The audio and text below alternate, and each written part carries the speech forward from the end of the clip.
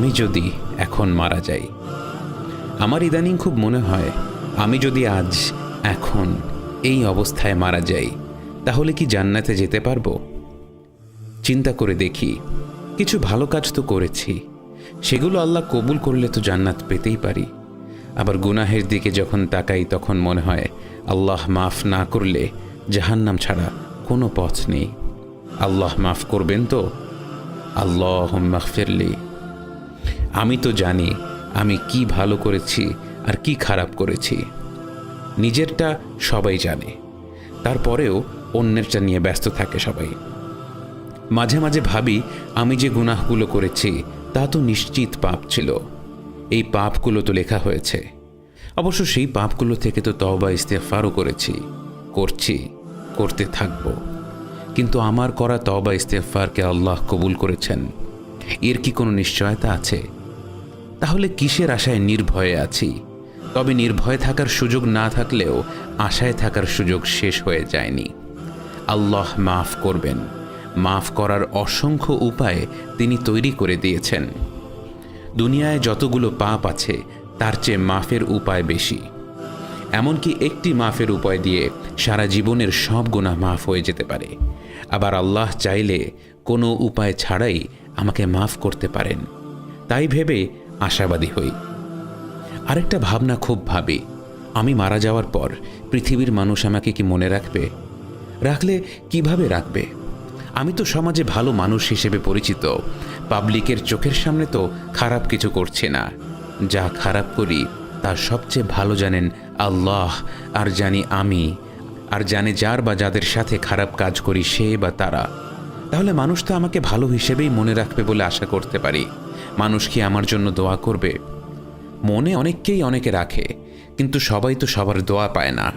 আমি যদি মারা যাওয়ার পর মানুষের দোয়া না পাই তাহলে কি করলাম এই জীবনে? পাবো তো মানুষের দোয়া। 2 দিনের এই দুনিয়া আজ কিংবা কাল ছেড়ে যেতেই হবে। আমি মারা যাওয়ার পর 2-4 দিন মানুষ মনে রাখবে, স্মৃতিচরণ করবে। কোনো ভালো কাজ রেখে যেতে না পারলে কবরে শুয়ে কিছুই পাবো না আর।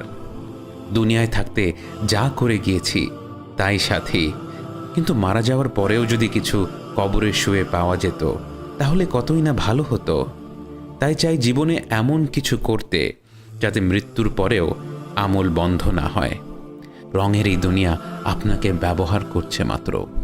আপনি যে কয়দিন দুনিয়াকে দিতে পারবেন সে কয়দিন আপনার মূল্য দুনিয়াবাসীর কাছে।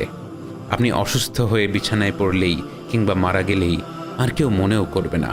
কত বড় বড় দাপুটে মানুষগুলোকে দেখেছি একাকী নিঃসঙ্গ অবস্থায় হাসপাতালের বিছানায় কিংবা নিজের বাড়ির বেডরুমে ধুঁকে ধুঁকে মরতে। তারপরও আমাদের দুনিয়ার মায়া কমে না। দুনিয়ার মেকি রূপ সৌন্দর্যের মোহ আমাদেরকে নিকট ভবিষ্যতে আল্লাহর সামনে দাঁড়াবার কথা ভুলিয়ে দিয়েছে। আফসোস। আমিহীন দুনিয়া, এই সুন্দর পৃথিবী, এত সুন্দর মানুষগুলো ছেড়ে যে কোনো সময় চলে যেতে পারি মহান রবের কাছে।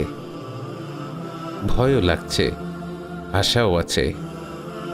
মরীচিকা পৃথিবী, মিছে সব মায়া। কেউ কাউকে মনে রাখে না, মনে রাখে ততক্ষণ যতক্ষণ প্রয়োজন। কবরে রেখে আসার পর সবাই ধীরে ধীরে ভুলে যায়। মাঝে মাঝে নিজেকে কবরে কল্পনা করে আমিহীন বাইরের দুনিয়াটা কল্পনা করি। দেখি সবই ঠিকঠাক চলছে, আমার জন্য কিছুই থেমে নেই। অফিসের আমার চেয়ারটাও খালি নেই, খালি নেই বাসার বিছানাটা, খালি নেই যাদের মনে যতটুকু ছিলাম সেই জায়গাগুলো। সব দখল হয়ে গেছে। আমার রেখে যাওয়া সম্পদ সবাই ভাগ করে ভোগ করছে। আমিহীন দুনিয়া বেশ ভালোই আছে, কিন্তু কেউ জানে না আমি কেমন আছি।